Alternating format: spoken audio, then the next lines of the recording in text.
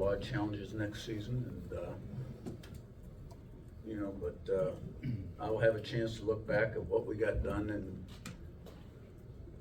just these guys made it happen. Let me tell you, we had some great senior leadership on this team. Noah Kowski, Coogan, Fisher, Kamara, Surratt. We got some underclassmen that are going to be going out. Fernando could be another one or two. But the seniors, this team was so close, so close. When you have this much success year in, year out, your teams are always close. But this team was exceptionally close.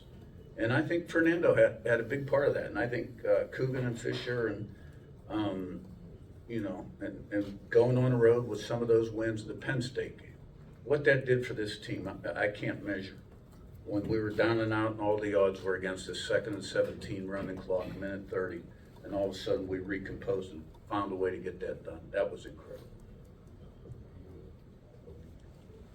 We'll take our next question in the back.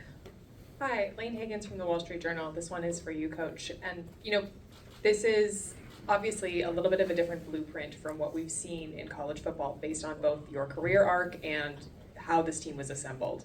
Do you think that this opens the door for a different kind of coach to have an opportunity going forward, or maybe some non-traditional hires that we might see in the sport? I think it already has, and you see that in this year's hiring process, but there's a number of guys out there that kind of started out at D2 and worked their way to this position. My career path was certainly unusual, but I think it prepared me for this particular opportunity, and I guess my answer is yes. Take our next question, stay on the right-hand side aisle this time. Thank you. Lou Friedman from A Media, Indiana, for Fernando. Tonight you had one of the runs that will probably live on in IU lore. But the other day I was talking to your brother and he was making fun of your running style. Does he do that to you? Does he tease you about that? I see these guys laughing, but does he? And have you had talks about that? And is this an answer to him too? Yeah, I think everyone on the team, including the coaches, make fun of my running style. But as long as he gets his job done, it's 4th down. So no matter how you run, no matter what it is, you got to put it all on the line. And that's something that I was willing to do. And everybody, any player on our team, if they had that opportunity, they would put their body on the line too, and wouldn't want to do for any. It's so great because Coach Sig has talked about how close we are. Like, that's just the epitome of how close we are. Like, I'll have a big run and Fish will be like, man, you look so stupid. but you got it done. So it's just kind of like we can make fun of each other, joke, and in the end, all still be really, really close. Time for just a couple more. We're going to go over here to the left-hand side in the middle. Connor O'Gara, Saturday Down South. Coach, you said you had a beer after the game. What was the beer, and was that the best beer of your life? Hoosier beer from Upland Brewery, okay, big brewery in Bloomington, Indiana. Throw a little bouquet out to them. Yeah, absolutely. It was the best beer I've ever had in my life. It made me want to have another. Over here, front row on our right. Dan Tortora, wakeupcalldt.com. For each of the student athletes, you met Kurt Signetti at a different time in your path, but you all believed in him, he believed in you. Now that you're sitting here as national champions, 16-0, first time ever for the college football playoff era, for each of the student athletes, just what this moment means to you, believing in him, believing in each other. Yeah, I've said it once, Coach Sig saved my, or not saved my life, but changed my life. From a kid that was, felt like I was under-recruited, that, I deserved more attention than I got. And I remember when Coach Sig offered me, and, he offers me, he's like, do you want to do anything with it? Or, he's waiting for me to commit on the spot. So, shortly after I did, and then he got another opportunity to, come to Indiana. And it was a no-brainer for me. The amount of confidence he built in me, the trust and belief he had in me, why would you leave that? When a coach that cares that much about you and sees so much for your future, he just talked about, development and growth for me all the time. It was a no-brainer. I owe a lot to him. He's an unbelievable coach, but he's an unbelievable person. It's been special. I'm glad I made both those decisions the right way. For me, we started this journey, as FCS players.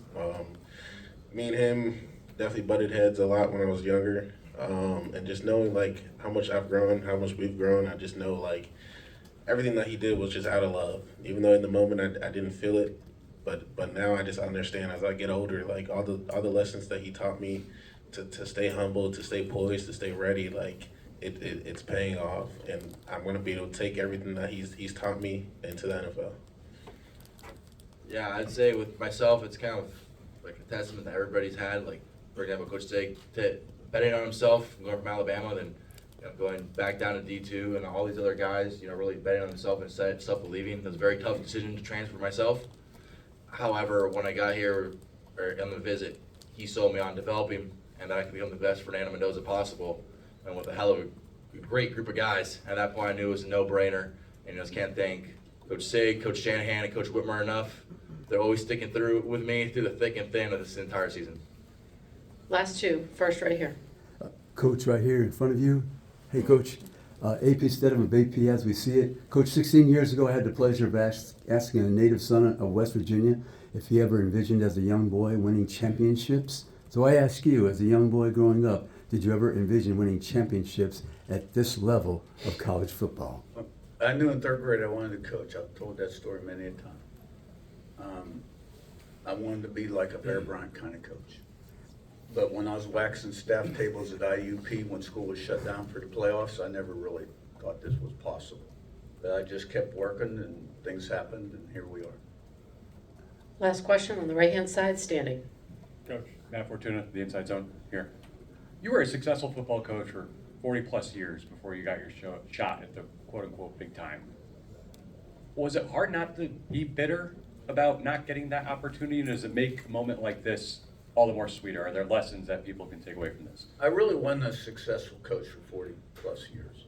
I got a great break, 23 years old, at Rice University, which back then was in the Southwest Conference. We played SMU before they got the death penalty. And I was making good money, and it was one of the top two conferences in the country.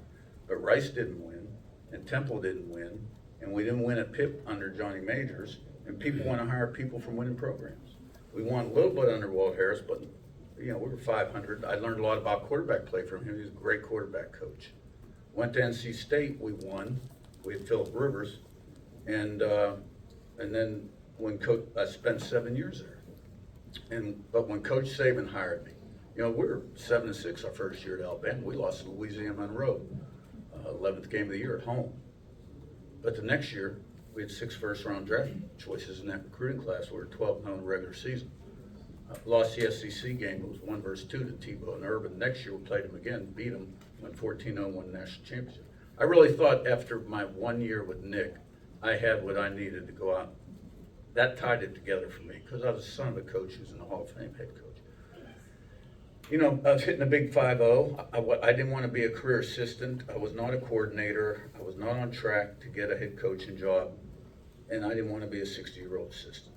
I'd seen what those lives looked like as a kid. So I took a chance, took an unprecedented chance in this business and ended up here. When I took that job, the goal wasn't to end up here. But I did. And the reason I'm sitting here today, all those things prepared me for this, but the reason I'm sitting here today is because of guys like this, and there's a ton of them in that locker room, and a great coaching staff, and a lot of us have been together a long time, a great strength and conditioning staff, a commitment from the president and AD, and in the changing times of athletics, some of my previous experiences really helped me be ready to manage, NIL and transfer portal and those kind of things. Aiden, Mikhail, Fernando, Coach, congratulations on your historic season. Thank you for tonight. Thank you. Thank you guys. God bless.